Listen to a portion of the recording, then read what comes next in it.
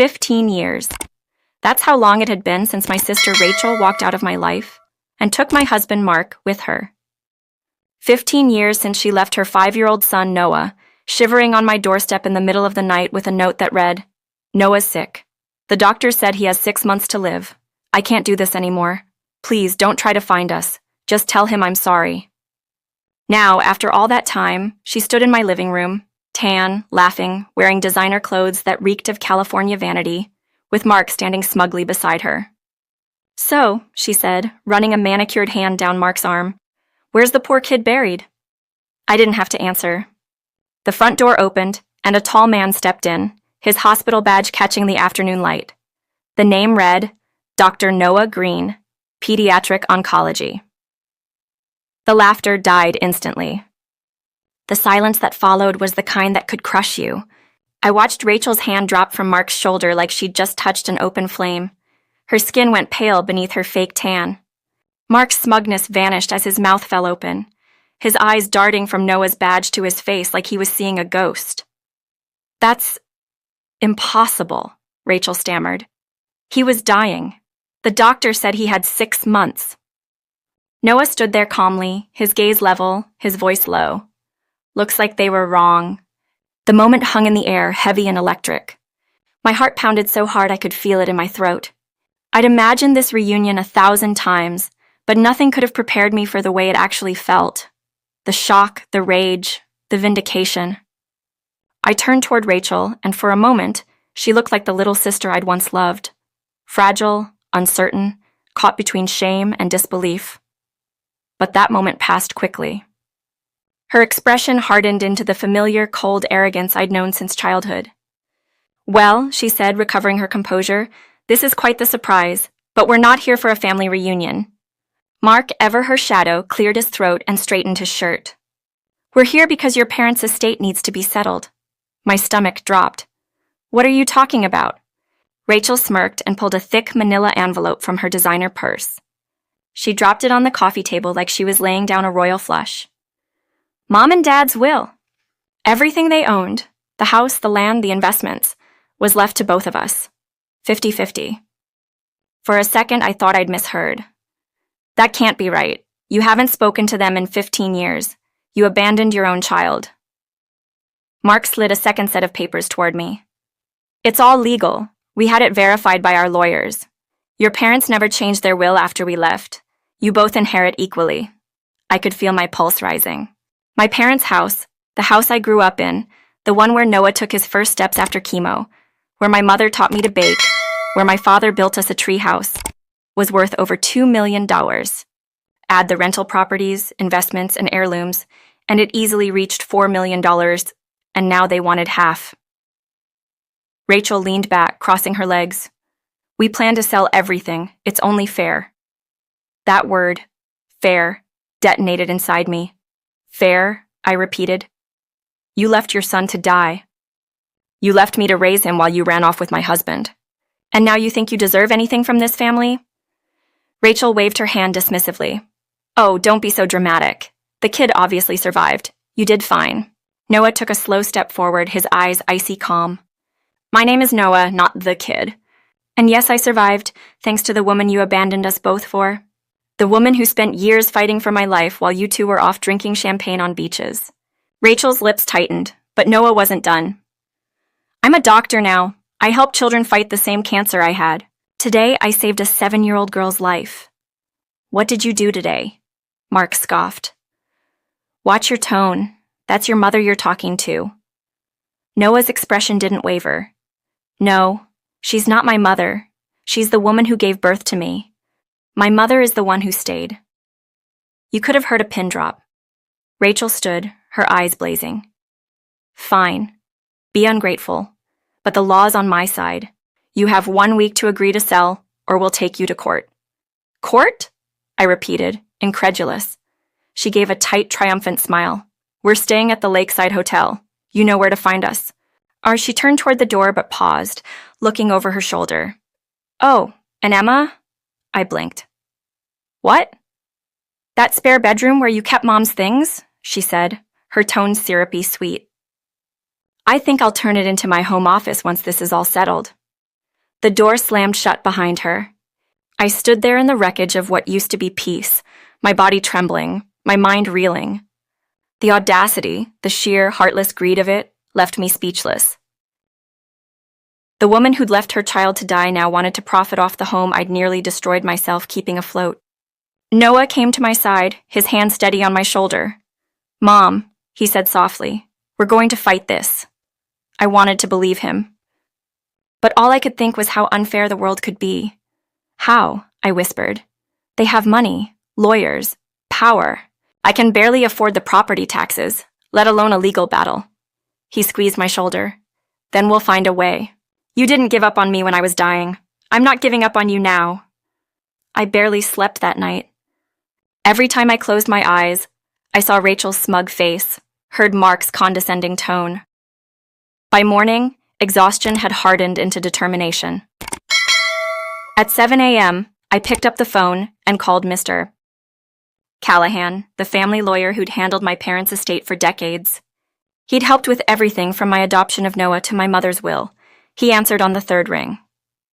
"Emma," he said, his gravelly voice calm and familiar, "I was wondering when I'd hear from you. I assume this is about your sister's visit?" My stomach twisted. "You know about that?" He gave a low hum. "Small town, my dear. Word travels fast. Come to my office this afternoon, 2 o'clock. Bring any documents they left you." For the first time in 24 hours, I felt a flicker of hope. Noah wanted to come, but he had a double shift at the hospital. "You sure you'll be okay?" he asked, worry creasing his brow. "I'll be fine," I said, forcing a smile. "Mr. Callahan's known our family forever. He'll know what to do." At exactly 2 o'clock, I stepped into Callahan Burke Associates. The place smelled like old paper and lemon polish, just like I remembered. His secretary, a kind woman named Margaret, smiled softly as she waved me in. "He's expecting you, dear." Mr. Callahan stood when I entered, his silver hair gleaming under the desk lamp. "Sit, Emma. Let's take a look." I handed him the documents Rachel had dropped off. He flipped through them carefully, muttering under his breath. Then he leaned back with a sigh.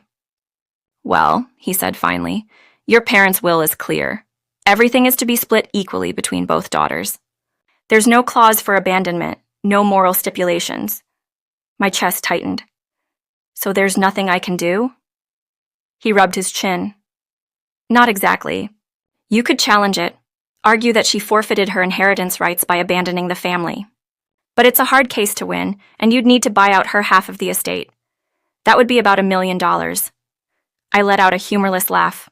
"I'm a teacher, Callahan. I make $45,000 a year. I don't have that kind of money." He nodded gravely. "Then your only other option is to take it to court and try to prove abandonment. It's risky, time-consuming, and expensive, but possible." "Possible?" I repeated. "Barely," he said, "but possible."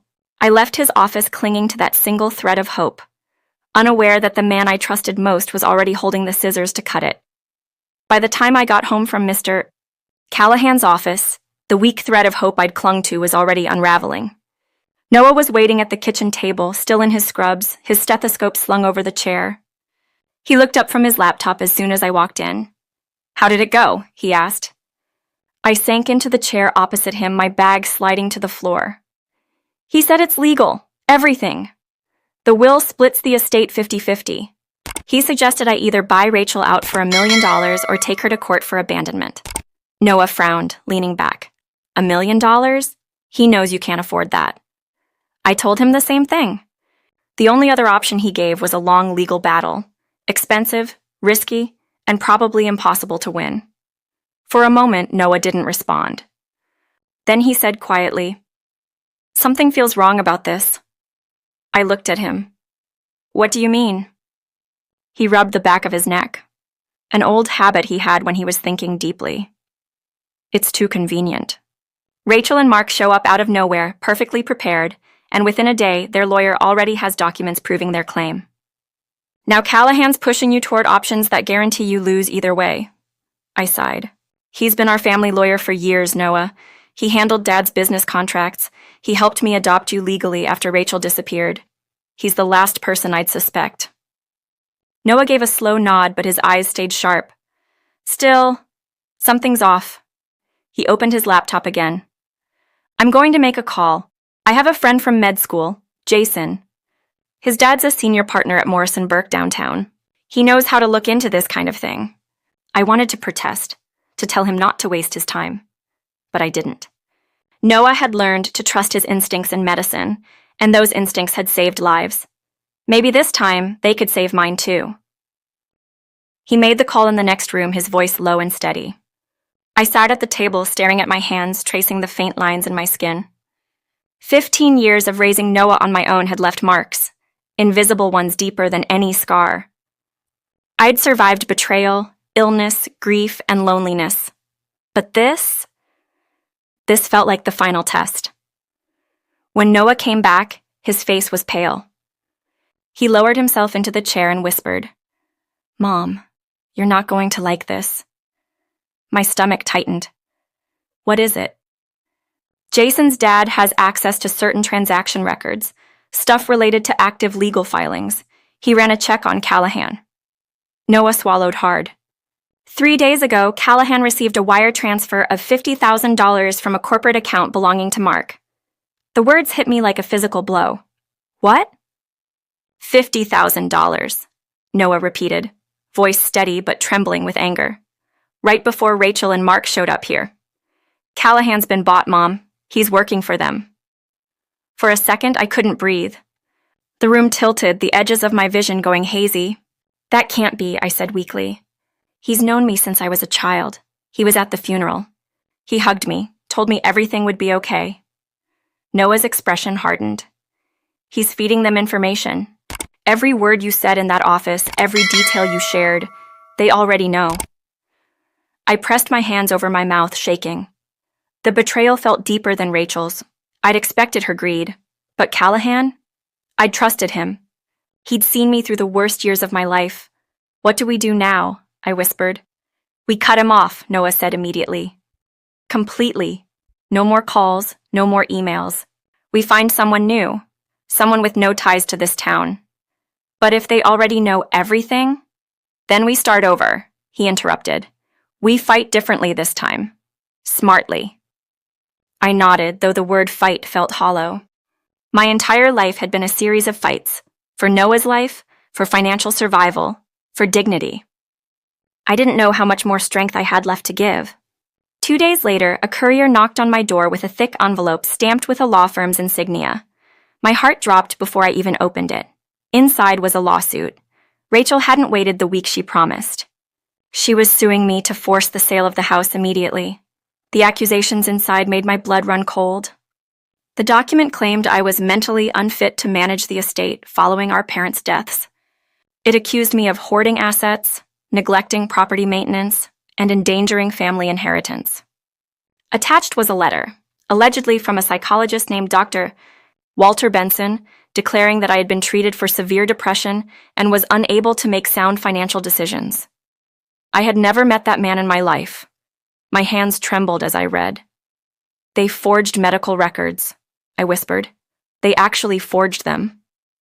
Noah snatched the papers from my hands, his eyes scanning the pages. This is insane. They're trying to make you look unhinged. It's Callahan, I said numbly. He's the one arranging this. He has connections, doctors, legal contacts, people who'll sign whatever he asks. Noah's jaw tightened. Not anymore. I'm taking a leave from the hospital. We're going to fight this. Together. I started to protest, but he cut me off. You gave up years of your life for me, Mom. You sacrificed everything. Now it's my turn. I couldn't argue. Tears burned my eyes. Noah. He squeezed my hand gently. We're not losing this house. Not to them. The next 2 weeks felt endless. Noah worked day and night, researching property law, inheritance disputes, and fraudulent claims. He eventually found a young lawyer named Travis Reed, fresh out of law school but fiercely determined. He didn't have much experience or much of a reputation, but what he did have was integrity. This case will be an uphill battle, Travis warned when we met him in his small downtown office. Their lawyer, a woman named Elaine Crawford, is ruthless, and with falsified medical documents, we'll have to disprove everything line by line. but I'll fight for you." That was all I needed to hear.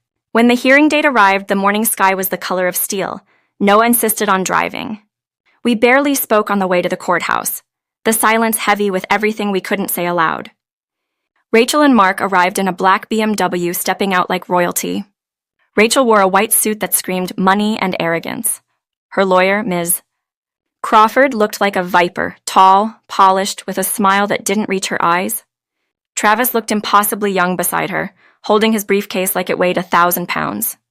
As we sat down inside the courtroom, I gripped Noah's hand beneath the table. Across from us, Rachel smirked, the same smirk she used to give when she'd stolen my favorite dress or lied to get me grounded. When the judge entered, everyone stood. He was a tall, severe-looking man with gray streaks in his dark hair. "Judge Anderson," the bailiff announced. Ms. Crawford started first. "Your Honor, my clients, Rachel and Mark Benson, are not here out of greed. They are here out of concern." Concern. The word made me flinch. She continued smoothly, flipping through a stack of documents. "Ms. Emma Green currently resides alone in a 10-acre property far exceeding her means. She earns $45,000 a year as a public school teacher while managing a $2 million estate. The property taxes alone are unsustainable." I watched as she handed the judge color-coded charts, each more damning than the last. My clients merely wished to help her. The house should be sold. The proceeds split equally as per the will. This is not an act of hostility, but of reason. Then she looked up, her voice softening with feigned sympathy. "However, Your Honor, there's also the matter of Ms. Green's emotional stability. We have documentation of her recent treatment for depression and impaired judgment." Travis shot up. "Objection! My client has never been treated for any such condition." Ms. Crawford smiled like a shark. "I have a signed letter from Dr. Walter Benson, a licensed psychologist, confirming 6 sessions following her parents' deaths." The name hit me like ice water. Walter Benson, Mark's surname. It wasn't even subtle. Travis turned to me. I shook my head furiously. "I've never met that man," I whispered. "Your Honor," Travis said, his voice shaking but defiant, "these documents are fraudulent. We request to summon this so-called doctor to verify authenticity." Judge Anderson frowned. "This is a preliminary hearing, not a trial. I'll review the evidence later." Then he looked directly at me. "Ms. Green, it appears your financial situation is difficult. You have no spouse, limited income, and significant maintenance costs on this estate. Your sister's proposal, a sale with equal division, seems reasonable." Reasonable. That word again. "No," I said quietly. My voice barely carried. "This house is my home. It's where I raised my son. It's where he survived." Ms. Crawford didn't even blink. "Then perhaps it's time to move on, Ms. Green. You've done enough surviving." The judge tapped his gavel once. "The court rules that the property shall be sold within 30 days. Both parties will receive 50% of the proceeds." Case adjourned. The sound of the gavel felt like a gunshot. My vision blurred as Rachel turned to me with that same poisonous smile. "You should have signed when we asked nicely," she whispered as she walked past. "Now you lose the house and your dignity." Mark chuckled under his breath. "Guess some people just don't learn." I sat frozen, staring at the empty judge's bench as their laughter faded down the hall. Noah's hand found mine again, steady and warm. "It's not over," he said. His voice was quiet but full of steel. "They think they've won, but we're just getting started." The courtroom felt colder once they were gone. The silence in that big, echoing room seemed to press down on me until I could barely breathe. 30 days. That was all I had left before my home. The one place that had seen every ounce of my grief, struggle, and hope, would be stripped from me like everything else in my life once had. Outside, the November wind whipped through the courthouse steps, carrying the sting of winter. I could still hear Rachel's laughter echoing down the marble corridor. It wasn't just the sound. It was the memory of every time she'd mocked me as kids. Every cruel word she'd ever spoken wrapped in that same cold laugh. I wanted to crumble, but Noah didn't let me. As we stepped into the parking lot, he turned to me with that steady, determined look I'd seen in his eyes when he was 10 years old, fighting through the pain of chemotherapy. "Mom," he said firmly, "this isn't over, not by a long shot." His voice carried a conviction I hadn't felt in myself for years. They have the court's ruling, Noah, I said weakly. We can't afford an appeal. The legal fees alone. I don't care about the fees, he cut in. Something about this case doesn't add up. Crawford, that fake psychologist Callahan, this is bigger than we think. I can feel it. He wasn't wrong. Something about how fast the case had moved, how organized their attack had been, it all felt rehearsed. That night, I sat awake on the couch, unable to sleep, staring at the faint reflection of the house in the window. Every memory played out like a film reel. The nights I stayed up watching Noah's chest rise and fall after chemo. The birthdays we spent just the two of us, the day he got his acceptance letter to medical school. I whispered into the darkness, I won't lose this house, not after everything. And I meant it. The next morning, Noah walked into the kitchen, eyes sharp with purpose, laptop in hand. I think I found something, he said. He turned the screen toward me. There, on the website for the Massachusetts Board of Psychology, was the name Dr. Walter Benson. Only he wasn't a licensed psychologist at all. He'd lost his credentials 5 years earlier for falsifying medical documents and insurance claims. He's not even allowed to practice anymore, Noah said, his jaw tight. He's a fraud, and that means his testimony is invalid. I blinked, barely daring to hope. Can we prove it? He nodded. Oh, we're going to do more than prove it. I'm going to get everything. Emails, records, the money trail. If they forged this, it's not just fraud, it's perjury. Noah contacted his old college friend Jason again, the one whose father worked in law. Over the next few days, the two of them dug deep. Financial records, wire transfers, firm affiliations, everything. What they uncovered made my stomach turn. Elaine Crawford, Rachel's attorney, wasn't just representing them. She was also on the board of trustees for a private equity firm that had been negotiating to purchase large real estate properties in the same area, including ours. The buyer she mentioned in court, offering $1.8 million for our house, that buyer was one of her own shell companies. The entire case had been orchestrated to fast-track the sale of my home to Crawford's investment group. Rachel and Mark were pawns, but willing ones. Noah printed out everything, financial statements, company links, public filings, and spread them across the kitchen table like a detective assembling the pieces of a crime scene. They thought you'd roll over, he said quietly. They counted on you being too scared to fight back, but now we have proof, real proof. I stared at the evidence in disbelief. But what do we do with it? The judge already ruled. Then we go higher, Noah said. We go to the press, the ethics board, even the state bar if we have to. We expose them. I wanted to argue, to tell him that going up against people with power and money could ruin us. But something inside me had shifted. For the first time in weeks, maybe years, I wasn't afraid. Okay, I said finally. Let's do it.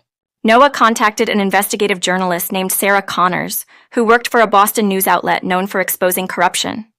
She met us at a small coffee shop downtown. Sarah was sharp, mid-30s, dressed in a leather jacket and carrying a recorder in one hand. As Noah laid out the documents, she listened in silence, her pen moving furiously across her notepad.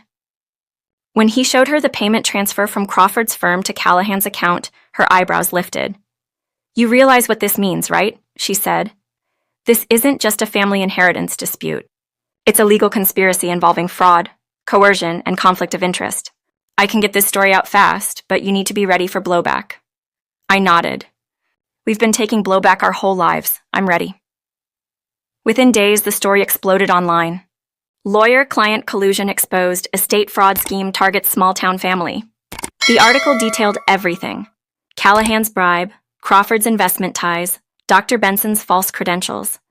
It included screenshots, legal filings, and quotes from Noah about defending the integrity of family legacy. The reaction was immediate. The ethics board suspended Elaine Crawford pending investigation. Mr. Callahan resigned under pressure, and Dr. Benson was arrested for practicing without a license after state authorities reopened his old cases. But the best part came 2 weeks later when the judge who'd ruled against us, Judge Anderson, formally vacated his own judgment. The case was reopened under a new judge who reviewed the evidence in full. This time, we didn't walk into that courtroom alone. Sarah was there with her camera crew. Journalists lined the benches. And sitting at the defense table beside us was a senior attorney from Morrison Burke, sent personally by Jason's father. someone who wasn't going to be intimidated by Crawford's money or influence. Rachel and Mark arrived late, visibly shaken. Without Crawford to guide them, they looked lost. The new judge, Honorable Margaret Wells, wasted no time. Given the overwhelming evidence of fraud and coercion, she said, her voice clear and firm, this court hereby rules in favor of the defendant, Ms. Emma Green. My heart stopped. The inheritance remains solely in her possession, she continued. Furthermore, due to the attempted manipulation of legal proceedings and fraudulent testimony, the plaintiffs, Ms. Rachel Benson and Mr. Mark Benson, are ordered to pay restitution and legal damages totaling $350,000 to Ms. Green. Rachel gasped audibly. Mark's face turned crimson. Judge Wells wasn't finished. All associated parties found complicit in the attempted fraud will face review by the Massachusetts Bar Association. The gavel came down. It was over. Outside the courthouse, cameras flashed as reporters surrounded us. Sarah smiled as she held out a microphone. Emma, how does it feel to finally have justice? For the first time in years, I smiled back, steady, calm, victorious. It feels like breathing after being underwater for too long. Noah squeezed my shoulder, pride shining in his eyes. You did it, Mom, he said softly. I shook my head. No, we did it. Behind us, Rachel and Mark slipped through the crowd unnoticed, their designer clothes and smug arrogance stripped away. They were nobodies again, exactly what they'd feared becoming. The cameras turned toward them for a moment, but the real story was standing beside me. The boy they'd abandoned was now the man who'd saved us both. A month later, the house felt different. Not haunted by the past anymore, but alive again. Sunlight poured through the kitchen windows as I made coffee, the scent of cinnamon rolls filling the air. Noah was packing his duffel bag for a medical conference in Chicago. You'll be okay while I'm gone? He asked. I smiled. You forget, I survived 15 years without backup. He laughed, slinging his bag over his shoulder. I'll call you when I land. After he left, I walked out onto the porch. The maple trees were bare now, their branches stark against the pale sky. The air smelled of cold earth and possibility. For the first time, I didn't feel afraid of what came next. I looked out over the yard, the same one where I'd taught Noah to ride his bike, where I'd wept when Rachel's letter arrived all those years ago. I kept it safe, I whispered. Everything you tried to take, Rachel, I kept it safe. A gust of wind stirred the leaves, carrying them across the porch like a quiet applause. And somewhere deep inside me, peace finally